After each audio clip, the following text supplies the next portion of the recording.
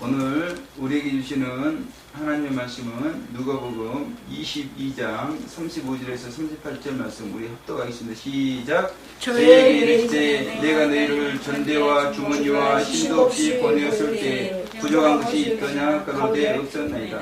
이르시되 이제는 전대에 있는 자는 가질 것이요 주머니도 의리하고 금 없는 자는 겉옷을 팔아 살지어다. 내가 너에게 말하노니 기록된 바 저는 불법자의 종류로 여김을 받았단 말이 내게 이루어져야 하리니 내게 관한 일이 이루어감이니라. 저희가 여짜오되 주여 보소서 여기 검돌이 있나이다. 대답하시되 족하다 하시니라. 아멘. 할렐루야. 자, 우리 마라나타. 네, 감사합니다. 세월이 지나가지고 어릴 적 살았던 고향을 가본 적이 있습니까? 세월이 지나서 어릴 적 다녔던 초등학교를 가본 적이 있습니까? 어릴 적에는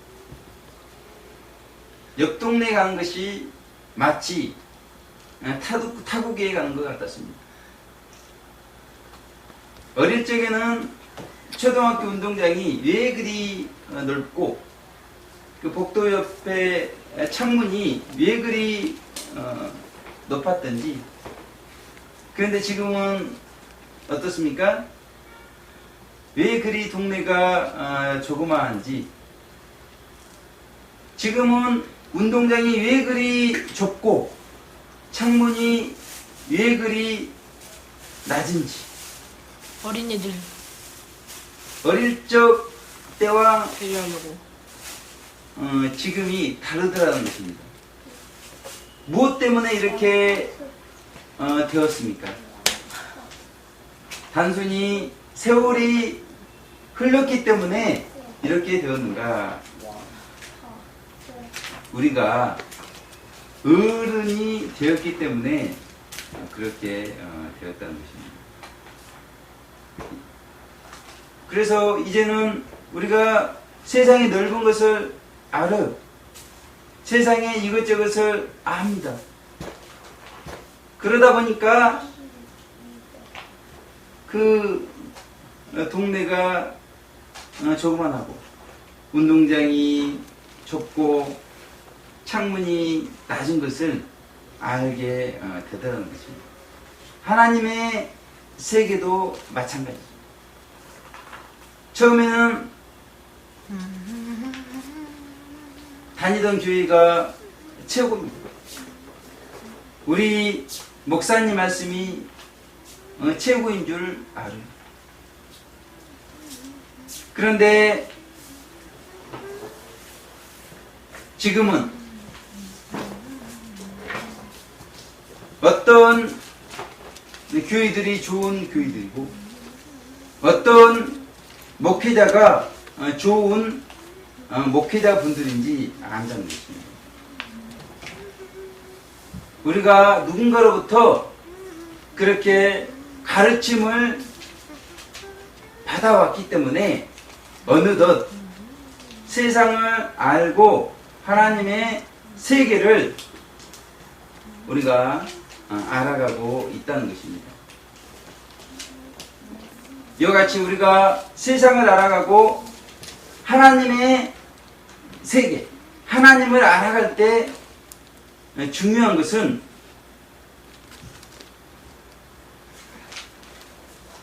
우리에게 더 이상 가르쳐 줄 수 있는 사람이 없을 때가 있다는 것입니다. 그래서 우리에게 필요한 것이 무엇이겠어요?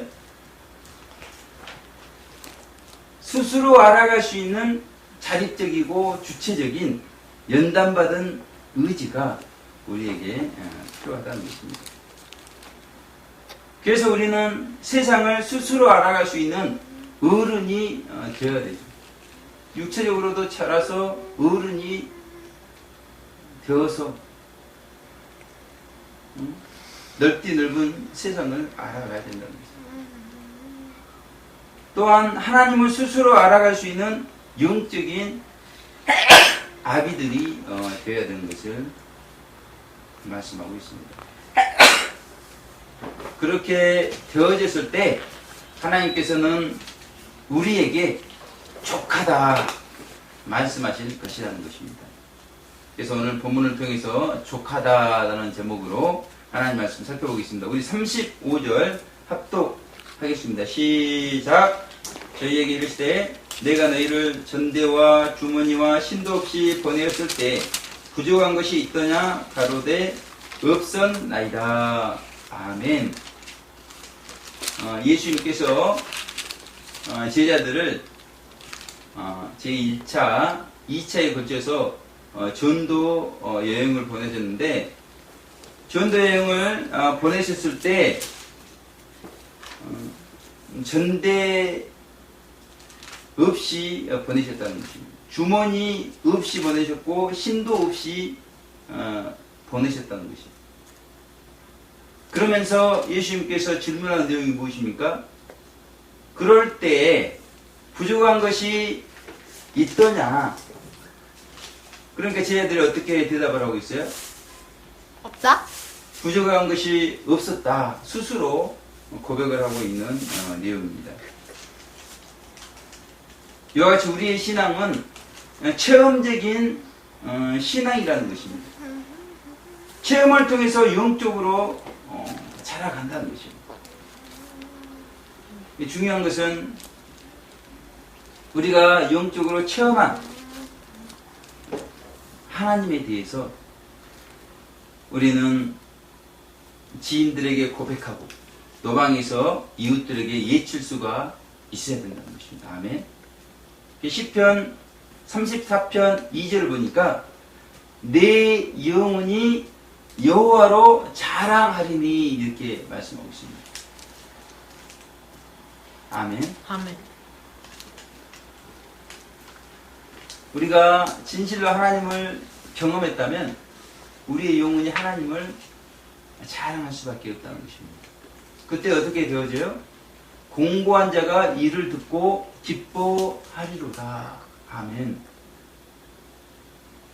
예수님에 대한 소식, 우리에게 기쁨이 되었던 그 소식, 공고한 자가 들을 때 기뻐하게 되어 있다는 것입니다. 그러니까 우리가 체험한 경험들을 고백하고 이웃들에게 외치는 것이 너무나 중요하다는 것입니다. 제 41차 주말 SOS 모임에서 송 집사님이라고 계십니다. 여장부셔요. 그런데 노방에서 담대하게 외칠 용기는 없는 것입니다. 이분이 무당이셨다가 예수님을 체험을 하신 것입니다. 그런데 이번에 용기를 내어서 담대하게 무당이었던 자신을 만나주신 그 하나님에 대해서 노방에서 외쳤다는 것입니다. 그 외침을 공고한 자가 듣고 기뻐하리로다. 아멘.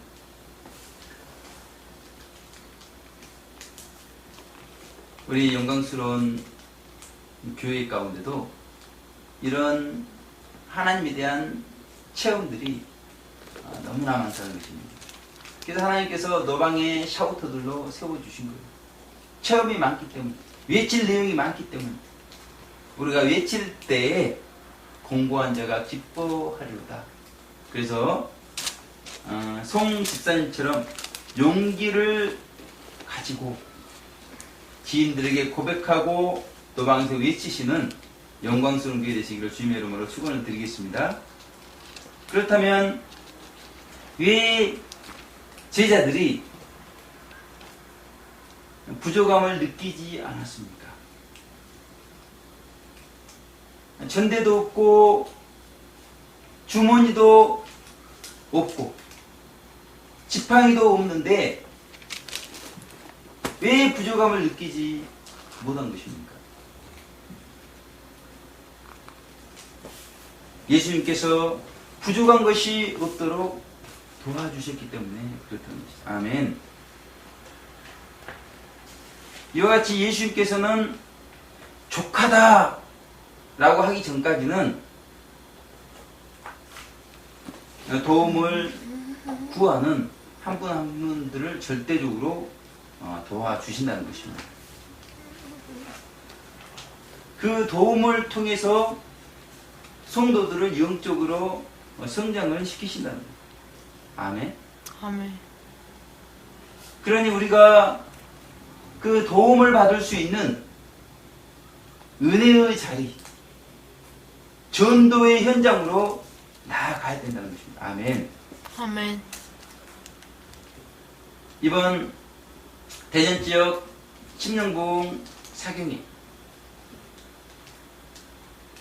그 영적 성장론 증거 시간에 몇십 명의 사람들이 참석을 했는데 예수님을 체험한 이후 10년이 채 못된 사람을 손들어 보라고 그러니까 한 분이 딱 손들었습니다. 그런데 그 중에 가장 연로 하신 분이 영적으로는 가장 어리더라는 것입니다. 다들 10년, 20년, 30년 예수님을 체험한 이후에 그런 신앙 경험들이 있다는 것입니다. 그런데 영적 성장론 이후에 속죄복음 시간에 패션 오브 크라이스트 7분짜리로 편집한 것을 상영을 했습니다. 그런데 가장 흐느끼면서 그 예수님의 은혜에 감사하신 분이 영적으로 이제 태어나신 지 얼마 되지 않으신 분이더라는 것이죠. 제가 그것을 보면서 1997년 그 예수님을 체험했던 그 예수님의 십자가의 사랑이 나 같은 죄인을 위한 희생이었다는 것을 체험했던 그때가 생각이 났습니다.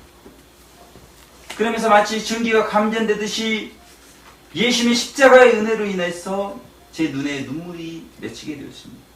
두 번째 경험하는 예수님의 십자가 사랑. 은혜의 자리에 이런 감격이 있다는 것입니다. 아멘. 아멘. 그러므로 우리는 다시 돌아오지 않을 그때의 그 신앙, 아름다운 추억이 되어질 수 있도록 이 자리가 앞으로 돌아오지 않을 그런 은혜의 자리가 되어질 수 있도록 은혜를 사모하고 아멘. 아멘. 그리고 전도 현장으로 나아가야 되겠습니다. 아멘. 아멘. 1차, 2차 전도여행의 헬파 예수님께서는 이제는 예수님 없이 전도 여행을 해야 하는 제자들에게 말씀을 주시는데 그 주시는 말씀이 어떠합니까? 우리 36절 합독해 보도록 하겠습니다. 시작. 이르시되 이제는 전대에 있는 자는 가질 것이요 주머니도 그리하고 검 없는 자는 겉옷을 팔아 샀지어다. 아멘. 자, 1차, 2차 전도 여행과 전도 여행이라는 형식은 같은데 명령의 내용이 달라졌습니다. 1차, 2차 전도 여행 때는 주머니 없이 그렇게 보냈어요. 근데 이제는 주머니를 가지라. 이제는 전대를 가지라. 1차, 2차 때는 심지어 지팡이조차 가지지 말라고 그랬는데 이제는 검을 가지라. 검이 없으면 겉옷을 팔아서라도 검을 사라. 이렇게 말씀하고 있습니다. 아멘. 아멘. 1차, 2차 때 제자들이 하신 말씀과 지금의 말씀이 일관성이 없어 보여요. 그러니까 어떤 사람은 왜 하나님 말씀이 일관성이 없느냐 따집니다. 그리고 어떤 분들은 이 말씀을 기초로 해서 상황에 따라 자기 입맛에 맞게 해석을 하는 사람들이 있어요. 그러나 이 말씀은 제자들의 영적 성장의 기초에서 이후 상황을 염두하면서 제자들에게 주시는 예수님의 말씀이라는 것입니다. 그러면 도대체 예수님이 어떤 일이 발생하기에 이렇게 말씀하셨는가? 우리 37절 합독해 보도록 하겠습니다. 시작! 내가 너에게 말하노니 기록된 바 저는 불법자의 동류로 여김을 받았단 말이 내게 이루어져야 하리니 내게 관한 일이 이루어 갑니다. 기록된 바 저는 불법자의 동류로 여김을 받았단 말이 내게 이루어져야 하리니 이렇게 말씀하셨습니다. 이사야 53장 12절에 보니까 범죄자 중 하나로 헤아림을 입었으리라 이렇게 말씀하고 있단 말이에요. 그렇다면 이 예언이 누구에 관한 예언이고 그 성취에 대해서 성경은 어떻게 말씀하고 있는가? 내게 관한 일이 이루어 가느니라 이렇게 말씀하고 있죠. 예수님에 관한 예언이었다는 것입니다. 그런데 그 예언 그리고 예수님께서 죽으심에 대해서 3번 예고하시는데 그 예고 그 성취가 임박했음을 말씀해주고 있다는 것입니다. 이 상황을 염두하면서 제자들에게 가지라 그렇게 말씀하고 있어요. 전대도 가지고 주머니도 가지고 검도 가지라 이렇게 말씀하고 있습니다. 예수님께서는 우리에게 생명을 주기 위해서 순환의 자리, 죽음의 자리 십자가를 피하지 않으셨다는 것입니다. 이것이 예수님의 순환과 죽음이 예수님에 관한 일이었어요. 그렇다면 이 일이 우리가 순환받고 죽임을 당하는 일이 예수님에 관한 일뿐인가? 우리에 관한 일은 아닌가? 우리에 관한 일이라는 것입니다. 그런데 우리는 전도 현장에 나가는 것조차 전도의 달란트가 없습니다. 순환의 자리에 나아가지 않습니다. 죽음의 자리에 나아가지 않습니다. 우리가 전도하는 이유가 무엇입니까? 그것이 예수님의 일, 우리의 일이기 때문에 전도하러 간다는 것입니다. 그래서 은사가 없고 달란트가 없어도 예수님의 생명을 알리기 위해서 우리는 충성하고 헌신하고 있다는 것입니다. 12제자가 영원한 천국 12지파를 대표하는데 1차, 2차 전도여행을 보더라도 누구 하나 빠진 사람이 있습니까? 전도에 달란트가 없다고 빠진 사람이 있습니까? 전도에 은사가 없다고 빠진 사람이 있습니까?